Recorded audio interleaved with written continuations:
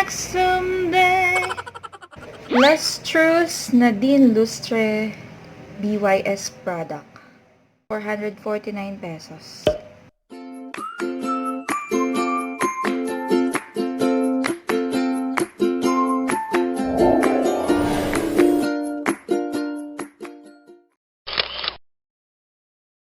Hi guys! And today is a very special day. It's a very wonderful day because today I'll be giving you an honest and complete review of the lipstick, lustrous velvet lipstick of Nadine Lustre. So let's start. Packaging is very classy. It is Sojak sign inspired product. When you open it, you will see this one. So here is how it looks like. So it is written in gold. Very classy, very elegant. When it comes to the price, it's pricey. It's 449 pesos. By the way, we have 3 lipsticks available for only 1,099 pesos. But sad to say, I haven't got that. So I only got this velvet lipstick for 449 pesos. So, mas makakatipid ka talaga kung bibili ka ng tatluhan. Tsaka mas maganda yung kanyang packaging pagkatatlo kasi yung box niya, pwede mo siyang i-recycle, i-reuse. Kasi pwede mong tanggalin yung lipstick sa loob and then pwede mong gamitin yung box. So, nanghihinayang ko kasi hindi nyo nakuha ko. Ang nakuha ko ay yung Lustrous Nadine Lustre product which is mascara. Ito siya. So, ayan. So, another elegant product but I will make a different review of this. So, let's continue having a review of this. So, once again, pagdating sa kanyang packaging, it's very good, it's classy, it's elegant. Pagdating naman sa kanyang price, it's 449 pesos, it's pricey. So, now, let's open it.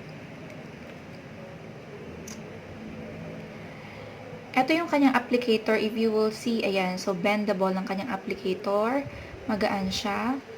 And how about the smell? Hindi siya amoy mabango, hindi siya katulad ng ibang liquid lipstick na mabango. Ito parang amoy chemical siya. So, ewan ko kung mag-e-enjoy kayo sa ganong amoy. Kasi yung iba, amoy candy, amoy strawberry, amoy bubblegum. Ito naman hindi, amoy chemical siya.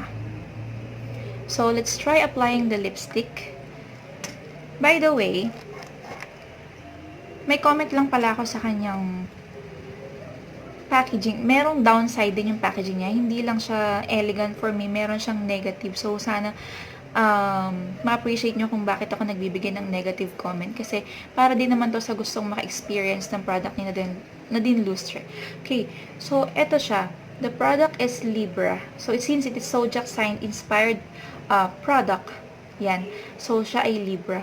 However, the color of the lipstick is not visible here. So, yung sticker niya, hindi on yung kulay niya. So, ang suggestion ko, sana, kung ano yung color niya sa loob, since hindi siya nakikita, since ganito yung packaging niya, kahit man lang sana sa sticker ay makita siya. Ito naman yung product. So, let's try applying it. By the way, wala akong kahit ano sa labi.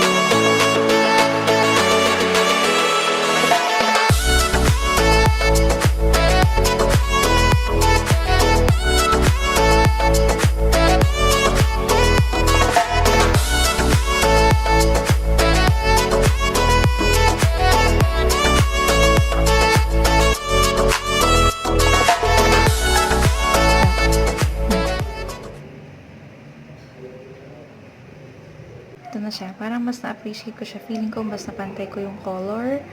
Kaya lang nagkakrock talaga yung lips ko. If you are buying Nadine Lustre's product and if you want to use it daily, so I will not recommend it for daily use. I will recommend it if you have event. Ayan. kung may mga pupuntahan kayong event, ito yung gamitin nyo. May recommend ko siya kasi classy talaga yung dating niya.